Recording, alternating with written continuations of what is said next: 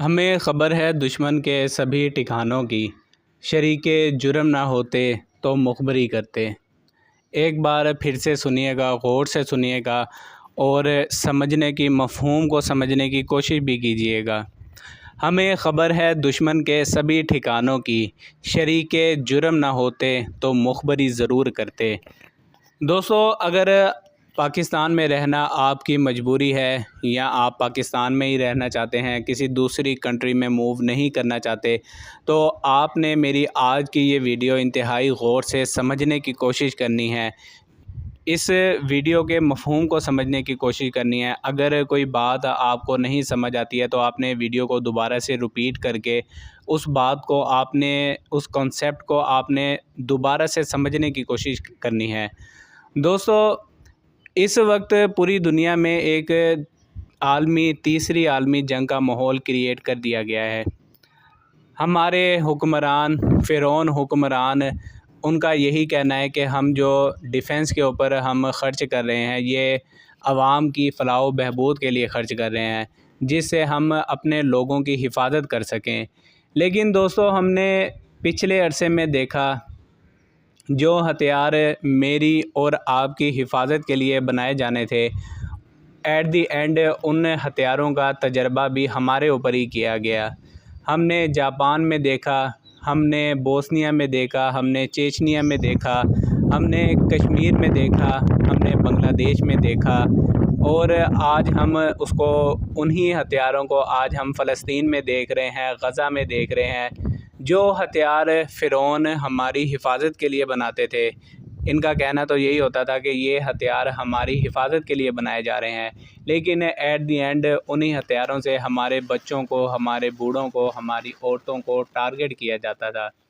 आज की वीडियो में मैंने आपको दोस्तों ये बताना है कि पिछले सालों में 2024 में, 2025 में इन हथियारों को बनाने के लिए कितनी हमारी खून पसीने की कमाइयों को ख़र्च किया गया और एट दी एंड इन हथियारों से हमें ही कत्ल किया गया।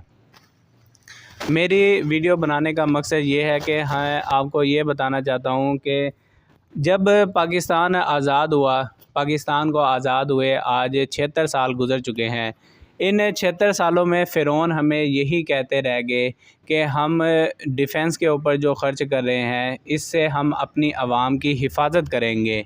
लेकिन दोस्तों, मेरा मानना ये है कि अगर यही हथियार जो हमने हथियारों को बनाने के ऊपर ख़र्च की है, अगर यही रकम हम आवाम की फ़लाह व बहबूद के लिए हम ख़र्च करते, तो आज पाकिस्तान एक जन्नत का मंज़र पेश कर रहा होता।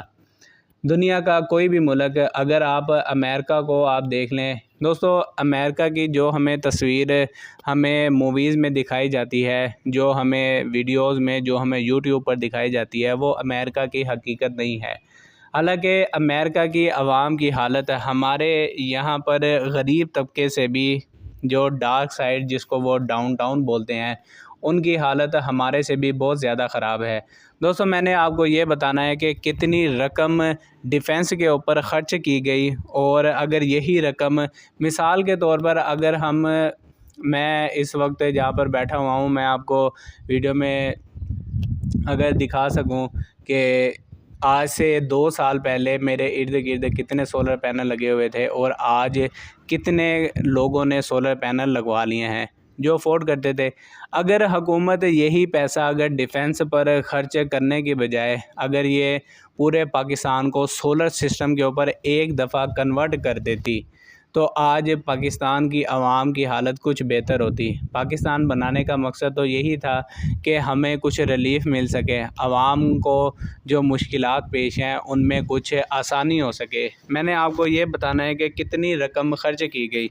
तो हम सबसे पहले ये देखते हैं कि अमेरिका ने कितनी रकम ख़र्च की, उसके बाद चीन ने कितनी रकम ख़र्च की, उसके बाद रूस ने कितनी रकम अपने दिफाई बजट के ऊपर ख़र्च की, और उसके बाद इंडिया और पाकिस्तान ने कितने डॉलर्स और कितने अरब, अगर इंडिया में चलें आपको पाकिस्तानी रुपीज़ में ही बता देता हूँ कि कितने रकम खर्च की गई।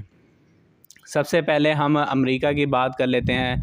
दोस्तों, 2,77,166 अरब रुपए अमेरिका ने ख़र्च किए हैं बंदूकें, हथियार, मिज़ाइल, वो हथियार जो इन्होंने हमारी हिफाजत करनी थी, लेकिन बाद में यही हमारे ऊपर चलाए जाते हैं, जैसा कि आप आज फ़लस्तीन में देख रहे हैं।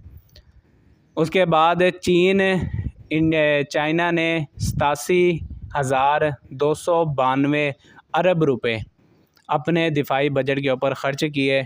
और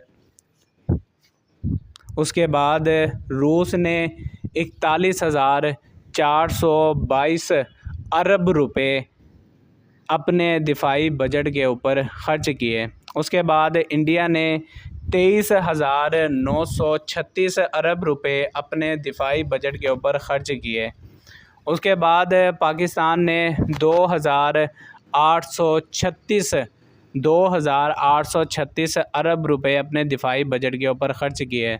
दोस्तों, मेरा मानना ये है कि अगर यही रकम अगर पाकिस्तान की और पाकिस्तान अगर अपनी आवाम की फ़लाह के लिए इस्तेमाल करता, भारत इंडिया अपनी फ़लाह के लिए, अपने आम लोगों की फ़लाह के लिए यही पैसे, जैसा कि अगर पाकिस्तान की अब तकरीबन 25 करोड़ की आबादी है, 25 करोड़ की आबादी में पाकिस्तान की हुकूमत ये देखती कि ये अफराद बेबस हैं, इनका कोई कमाने का कोई सही ज़रिया नहीं है, ये सोलर नहीं लगवा सकते, तो हुकूमत उनको मुफ्त सोलर मुहैया कर देती और ग़ुरबत का ख़ात्मा करती। दोस्तों, अफराद के हाथों में है अक़वाम की तकदीर, हर फ़र्द है मिल्लत की तकदीर का सितारा।